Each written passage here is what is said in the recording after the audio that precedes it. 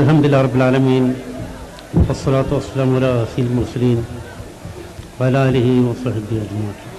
صاحب السعادة دكتور محمد جمال سالم المعطى والسيد حمد مسلم مقتوم المزروقي أحمد بارك الكندي والدكتور علي محمد العدلة صاحب السعادة خالد مبارك عبد الله الكندي سيد حسام محمد الخطيب وأخونا الأعزاء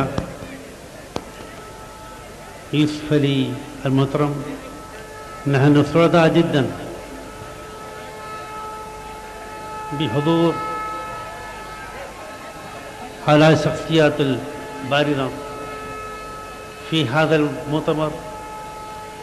مؤتمر جمعية الشبان المسلمين التي تأسست هنا قبل 50 عاما، وهذه الجمعية تحتفل باليوبيل الذهبي في هذا الوقت.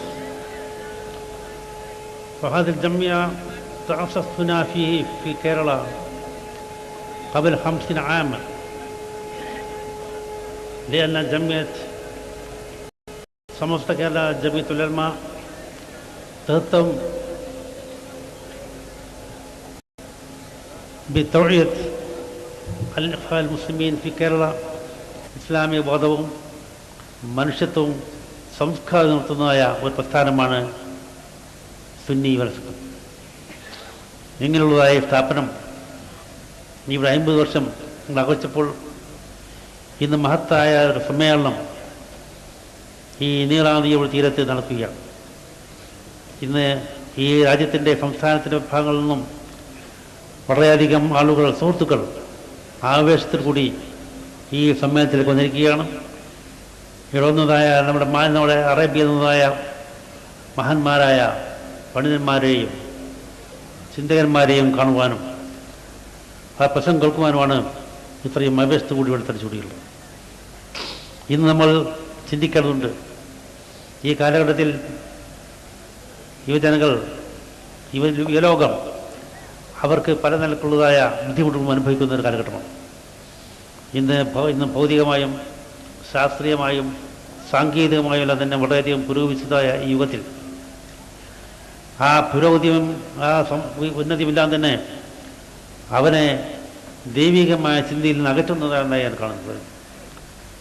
പിന്നെ എത്രത്തിൻ്റെ ബുദ്ധി ഉണ്ടായാലും, എത്രത്തിന് ശാസ്ത്രത്തിൻ്റെ ബുദ്ധി ഉണ്ടായാലും, എത്ര തന്നെ ടെക്നോളജിയുടെ പുരോഗതി ഉണ്ടായാലും, ഇന്ന് അള്ളാഹുവിൻ്റെ ആ സന്ദേശം വഹിച്ചുകൊണ്ട് ഈ രാജ്യത്ത് ജീവിക്കുന്ന ജനങ്ങളാണ് വാസ്തവത്തിൽ ഈ ലോകം ഉറ്റുനോക്കുന്നത്. അങ്ങനെയുള്ളതായ സന്ദേശമാണ് വാസ്തവത്തിൽ ഇന്ന് സുന്നി സംഘം വിരോധിച്ചിരിക്കുന്നത്. ഇന്ന് ലോകത്തെ കാണുന്ന എല്ലാവിധ അനാശ പ്രവർത്തനങ്ങൾ, ഇന്ന് ലോകത്തെ കാണുന്ന എല്ലാവിധ ദുർവൃത്തികളും തന്നെ അത് സമൂഹത്തിൽ തുടച്ചു നീക്കുവാനും ഈ സമൂഹത്തെ നല്ല നിലയിലേക്ക് നയിക്കുവാനും നല്ല ഭാഗത്തായി നയിക്കുവാനും ഈ പ്രസ്താവനത്തിന് ബാധ്യതയുണ്ട്. അങ്ങനെ മഹത്തായ സന്ദേശം ഉയർത്തിപ്പിടിച്ചുകൊണ്ട് മുന്നോട്ട് പോകാൻ അള്ളാഹു തൗഫീഖ് ചെയ്യട്ടെ എന്ന് പ്രാർത്ഥിച്ചുകൊണ്ട് ഇതിൻ്റെ ഔപചാരികമായ ഉദ്ഘാടനം നിർവഹിക്കുന്ന ശ്രമമായിരുന്നു.